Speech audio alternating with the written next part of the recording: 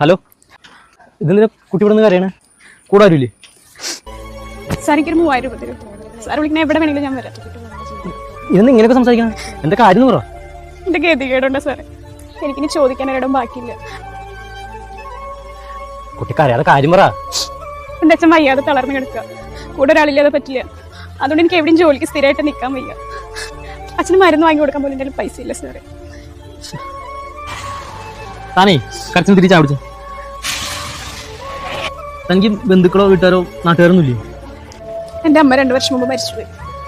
പിന്നെ അച്ഛനാണെങ്കിൽ ചെറുപ്പത്തിൽ കുടിച്ച് ബഹളം ഉണ്ടാക്കി നാട്ടുകാരെ ഉപദ്രവിച്ച് ഇപ്പം ആരുമില്ല. പിന്നെ സഹായിക്കാനെന്ന് പറഞ്ഞ ബന്ധുക്കൾക്ക് അവർക്കൊക്കെ എൻ്റെ അടുത്തുനിന്ന് വേറെ പലതും വേണം. എനിക്കതിനൊന്നും പറ്റാത്തതുകൊണ്ടാണ്. അപ്പോൾ താൻ കുറച്ചുമ്പോ എന്നോട് പറഞ്ഞതോ? അതോ, സാറിൻ്റെ ആരുമില്ലാതിരുന്നിട്ടും ഞാൻ അവിടെ നിന്ന് കരയണുണ്ടപ്പോൾ എന്നോട് വന്ന് ചോദിച്ചില്ല എന്തിനാ കരയണമെന്ന്. അതും എൻ്റെ സാഹചര്യം മുതലാക്കാൻ നോക്കുമ്പോൾ നമ്മൾ നല്ല വ്യത്യാസമുണ്ട് സാർ. സത്യത്തിലേ തൻ്റെ ഇപ്പോഴത്തെ പ്രശ്നം സാമ്പത്തികമൊന്നുമല്ല, ചോദിക്കാനും പറഞ്ഞ ആളില്ലാത്ത. എടോ, അച്ഛനിങ്ങനെ കഴിഞ്ഞാൽ അതിനൊക്കെ സഹായിക്കും ഒരുപാട് ചാരിറ്റികൾ നമ്മുടെ സമൂഹത്തിൽ ഇപ്പോൾ. താൻ അവരെയൊക്കെ കാണുന്നത്, അല്ലാതെ ഇങ്ങനത്തെ വഴികളിലൂടെ കാശിനൊക്കെ അല്ല വേണ്ടത്. ചാവാനൊക്കെ നോക്കി കഴിഞ്ഞാൽ അച്ഛനാണുള്ളത്. ആ സമയത്ത് പെട്ടെന്ന് തോന്നിപ്പോയത്. ഞാനിപ്പോൾ ചായ പിടിക്കും, സമാധാനമായിട്ടിരിക്കും. നമുക്ക് വേണ്ട പോലെ എന്താ വെച്ചാൽ ആരെങ്കിലും കാണാം കേട്ടാ.